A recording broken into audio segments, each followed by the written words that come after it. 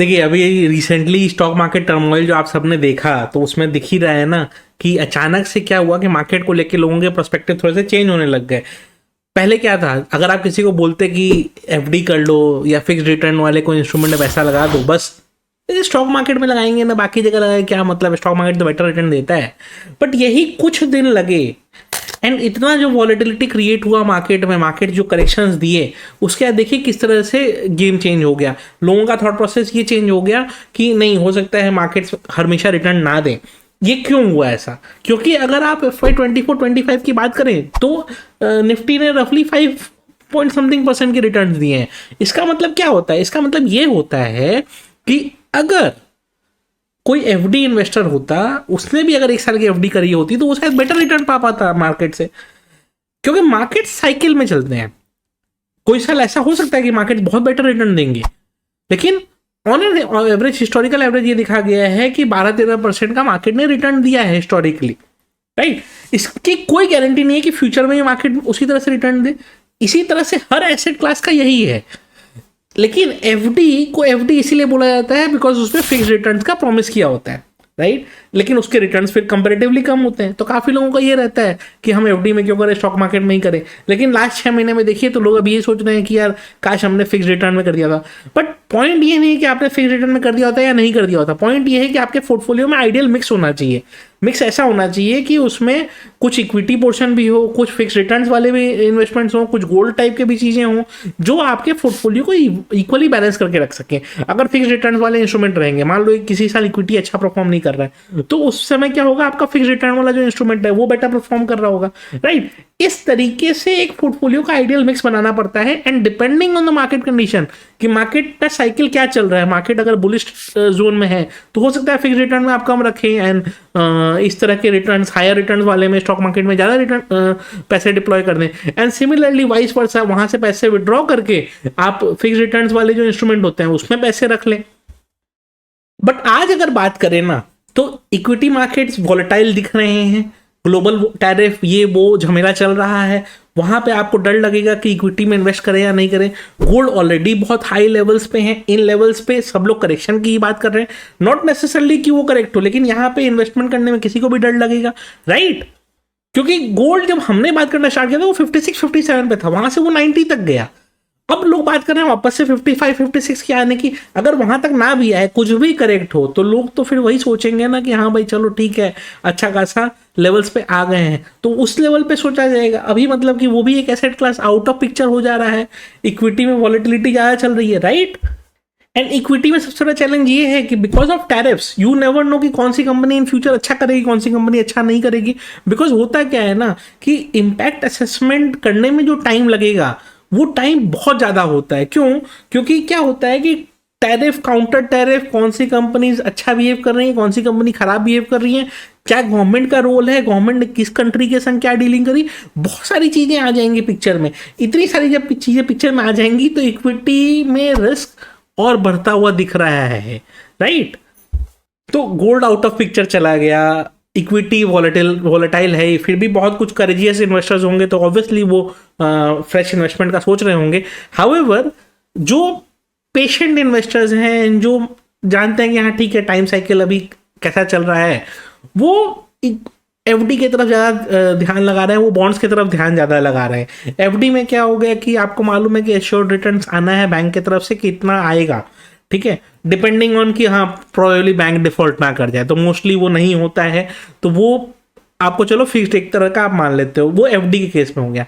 Bonds में भी डर रहता है कि कंपनी से क्या होगा क्या नहीं होगा। हाउएवर अगर आप हिस्ट्री देख के चले, पास्ट रिकॉर्ड्स देख के चले, पास्ट परफॉर्मेंसेस देख के चले, तो बॉन्ड्स एक अच्छे इंस्ट्रूमेंट हो सकते हैं अगर कोई इन्वेस्टमेंट के पॉइंट ऑफ व्यू से बॉन्ड्स के बारे में सोचता है तो। एंड मोस्टली बॉन्ड्स के ना मैच्योरिटी बहुत छोटे होते हैं, से 1 ईयर, 1.5 ईयर, मतलब उस तरह के छोटे मैच्योरिटीज होते हैं। एंड उसमें आपको एक अमाउंट दे दिया जाता है कि हाँ इतना % ऑफ यील्ड मिलेगा आपको। नॉट नेसेसरली कि उतना मिल जाए, फिक्स्ड एश्योरिटी कहीं कोई चीज इन्वेस्टिंग प्रोडक्ट्स में नहीं होती है, but most of the cases में ये देखा गया है कि मिल जाता है। लेकिन बॉन्ड्स इन्वेस्टमेंट का अगर आप सोचें उसके पहले बॉन्ड्स क्या होते हैं ये जरूर समझ लीजिए। देखिए बॉन्ड्स बेसिकली क्या होते हैं कि मान लीजिए से फॉर एग्जांपल आप एक कंपनी है, अगर आपको पैसे की जरूरत है, आपके पास दो सोर्स है, या तो आप खुद का पैसा लगा दीजिए, खुद का पैसा भी लगाने का एक लिमिट होता है कितना आप लगा दीजिए, राइट, या फिर आप बैंक के पास जाएं, बैंक के पास आप गए, आपने बैंक को बोला कि भाई मेरे को आप लोन दे दो, तो बैंक्स में क्या प्रॉब्लम होता है, वो बोलेंगे चलो मेरा 12% का इंटरेस्ट रहेगा, मैं 14% का इंटरेस्ट रहेगा, कोई बैंक कुछ और परसेंटेज, कुछ बैंक बोलेगा हम आपको भले कितने की भी जरूरत हो हम इतना ही दे सकते हैं, राइट। इक्विटी इन्वेस्टमेंट अगर आप लेना चाहते हो तो आप ले सकते हो, लेकिन इक्विटी इन्वेस्टमेंट आप लेने जाते हो तो आप बेसिकली कंपनी के ओनर किसी और को बनाना चाह रहे हो, राइट। तो काफ़ी कंपनीज क्या करती हैं, बॉन्ड इशू करती हैं कि भाई हम एक काम करेंगे, जो इंटरेस्ट हमको बैंक को देना है ऑलमोस्ट उसी के आसपास हम पब्लिक को दे देंगे, पब्लिक से पैसा उठाएं हम एंड पब्लिक को ही हम बेनिफिट पास ऑन करें। तो ये एक अच्छा तरीका भी है कि हाँ ठीक है, लॉन्ग टर्म सस्टेनेबल रहेगा, एंड प्लस अगर कंपनी अच्छा करती रही, क्योंकि क्या है इक्विटी में आप ओनर बना देते हो कंपनी को, आज आपको शॉर्ट टर्म की रिक्वायरमेंट है, लेकिन ओनर तो वो लाइफ टाइम के लिए बन गया। अगर आपका शॉर्ट टर्म रिक्वायरमेंट है फंड का, आज अपने फंड से आप मैनेज कर लेते हो, या बॉन्ड के थ्रू इशू करके आप अपना मैनेज कर लेते हो, तो क्या हो गया कि ठीक है आपने थोड़ा सा एक कुछ दिन के लिए इंटरेस्ट रेट ज़्यादा दिया, लेकिन एटलीस्ट कंपनी में कोई ओनर तो नहीं बना, राइट। तो इस कारण काफी सारी कंपनीज बॉन्ड इशू करती हैं, एंड बॉन्ड से दोनों साइड को बेनिफिट है। आपको भी पता चल गया कि ऑलमोस्ट एक सर्टेन अमाउंट ऑफ मेरे को यील्ड आ सकता है या फिर रिटर्न्स आ सकते हैं। अश्योरिटी सही बात है कहीं नहीं होती है, लेकिन मान लो कि अगर पास्ट परफॉर्मेंस दिखा जाए और पास्ट परफॉर्मेंस कंपनी ने दिया है, तो हम जज कर सकते हैं ना कि हाँ चलो ठीक है, पास्ट परफॉर्मेंस किसी कंपनी का अच्छा रहा है, इन फ्यूचर भी वो अच्छा करेगा। देखिए ऑब्वियस सा बात है, फ्यूचर अनसर्टेन होता है, किसी को नहीं पता होता है, लेकिन हम जजमेंट तो पास्ट के बेसिस पे ही करेंगे। जैसे स्टॉक मार्केट की बात करते हैं तो हम पास्ट परफॉर्मेंस के बेसिस पे ही तो बात करते हैं कि हाँ हिस्टोरिकली स्टॉक मार्केट ने 12-13% रिटर्न दिया, बट वो पास्ट परफॉर्मेंस के बेसिस पे ही तो है, तो हर चीज पास्ट परफॉर्मेंस पे ही हम जज करेंगे। एंड बॉन्ड्स ना ऐसा नहीं है कि मतलब सिर्फ कंपनीज इशू करती हैं, government of India government securities regularly launch करते रहता है, स्टेट गवर्नमेंट्स लॉन्च करते रहते हैं, म्यूनिसिपल बॉडीज लॉन्च करती रहती हैं बॉन्ड्स वगैरह, तो सब लोग इशू करते हैं। बॉन्ड्स के थ्रू पैसा उठाना सबसे सेफ है। इनफैक्ट अभी जब ग्लोबल मार्केट्स टर्मोइल चल रहे हैं, तो वॉरेन बफेट के लिए लोग कह रहे हैं कि उन्होंने बहुत बड़ा कैश होल्डिंग रख के रखा है, तो वो कैश लेके थोड़े बैठे हुए हैं घर पे, उन्होंने अपना यूएस डेट में पैसा लगा के रख दिया, तो यूएस बॉन्ड्स में उन्होंने पैसा लगा के रख दिया है, वहां से उनको फिक्स डील आ रहा है 4.5-5%, शांति से बैठे हुए हैं वो। तो वो पॉइंट ऑफ व्यू होता है। एंड बॉन्ड्स के पीछे बैकिंग किसकी हो गई, जैसे गवर्नमेंट ऑफ इंडिया ने किया तो गवर्नमेंट की बैकिंग हो गई, किसी कंपनी ने किया तो कंपनी की बैकिंग हो गई उस पर। तो डिपेंडिंग किसकी कितनी बैकिंग है, जैसे गवर्नमेंट ऑफ इंडिया की बैकिंग रहेगी तो नेचुरली उसका इंटरेस्ट रेट कम होगा क्योंकि वो सॉवरेन गारंटी है, बट कंपनी की बैकिंग है तो अगर कंपनी की बैकिंग है तो उसको रेट ऑफ इंटरेस्ट ज़्यादा देना पड़ता है, बिकॉज अगर वो ज़्यादा नहीं देगा तो लोगों को उस पर फेथ नहीं आएगा। जो बॉन्ड्स होते हैं उसमें यूजुअली इंटरेस्ट रेट थोड़ा हायर रहता है, या मतलब जो हम जिसको रिटर्न्स या यील्ड्स कहते हैं वो थोड़ा ज़्यादा रहता है compare to government issued bonds. देखिए बॉन्ड्स में, लेकिन अब जैसे हमने इतना डिस्कस किया तो अब इन्वेस्ट करना होगा बॉन्ड्स में, तो कहाँ पे कर सकते हैं। देखिए इन्वेस्टमेंट के बहुत सारे प्लेटफॉर्म्स हैं, बट मैं विंड वेल्थ के बारे में आपको बताना चाहूँगा। विंड वेल्थ क्या है ना, एक सेबी रजिस्टर्ड ट्रांसपेरेंट प्लेटफॉर्म है, जहाँ पे क्या है कि रिटेल इन्वेस्टर्स को बॉन्ड्स का एक्सेस प्रोवाइड करते हैं, and investors as little as 10,000 से बॉन्ड्स इन्वेस्टमेंट स्टार्ट कर सकते हैं। प्लस क्या है कि यहाँ पे कोशिश ये करते हैं कि हायर बॉन्ड डील्स प्रोवाइड करें विद स्ट्रॉन्ग रेटिंग। इसमें ये प्लेटफॉर्म पे BBB से A तक वाले बॉन्ड्स ये करते हैं, जो कि ऑलमोस्ट 9 to 12% रिटर्न्स आपको डिलीवर करते हैं। एंड ये ना एक बहुत सीमलेस इन्वेस्टिंग एक्सपीरियंस प्रोवाइड करते हैं, जो कि मैं आपको थोड़ी देर में दिखाऊंगा स्क्रीन पे भी। स्पेशली क्या है ना कि इनका एक इन्वेस्टर डैशबोर्ड बहुत अच्छा सा है, प्लस क्या है इनका स्किन इन द गेम भी रहता है, यानी कि जो भी बॉन्ड ये लिस्ट करेंगे अपने प्लेटफॉर्म पे तो उसका 2% ये ना उस बॉन्ड में खुद भी इन्वेस्ट करते हैं। यानी कि क्या है कि ठीक है पब्लिक के लिए ओपन है for subscription, but total bond size का 2% ये खुद भी उसमें इन्वेस्ट करते हैं, सो दैट क्या हो, ये शो करें कि भाई हम जिनको लिस्ट कर रहे हैं अपने प्लेटफॉर्म पे उन पे हमको भी कॉन्फिडेंस है। प्लस क्या है, जितने भी बॉन्ड्स ये लोग लिस्ट करते हैं सब प्रॉपर ड्यू डिलिजेंस के संग होता है, एंड प्रॉपर उसमें क्वार्टरली ऑडिट्स वगैरह भी ये लोग परफॉर्म करते हैं कि उनका मतलब कैसा चल रहा है, राइट। प्लस क्या है, ये सारे बॉन्ड्स हैं NSE BSE पे लिस्टेड भी हैं। FD से आपको थोड़ा बेटर रिटर्न मिल जाता है, एक अट्रैक्टिव टूल बन जाता है बेसिकली कि FD के अगेंस्ट हम इसको कर ले। प्लस ये पोर्टफोलियो डाइवर्सिफिकेशन में हेल्प करता है, रिस्क को बैलेंस करने में भी हेल्प करता है, एंड ये एक अच्छा खासा प्लेस बन गया है जहाँ पे बॉन्ड मार्केट में भी लिक्विडिटी हो गई है। और यूजुअली मतलब ये कहा गया है कि बॉन्ड्स लिक्विड नहीं होते हैं, बट इन्होंने मतलब ऐसा प्लेटफॉर्म प्रोवाइड करके रखा है जहाँ पे लिक्विडिटी ठीक ठाक इनके यहाँ मिल जाती है। प्लस इन्होंने ना मोस्टली सारे रीपेमेंट्स ऑन टाइम करे हैं। फ्यूचर का नहीं पता, बट पास्ट में इन्होंने ऐसा करा है। तो अब एक काम करता हूं, मैं आपको एक बार स्क्रीन पे लेके चलता हूं एंड स्क्रीन पे आपको दिखाता हूं कि क्या रहेगा, कि किस तरीके से इस चीज को किया जा सकता है।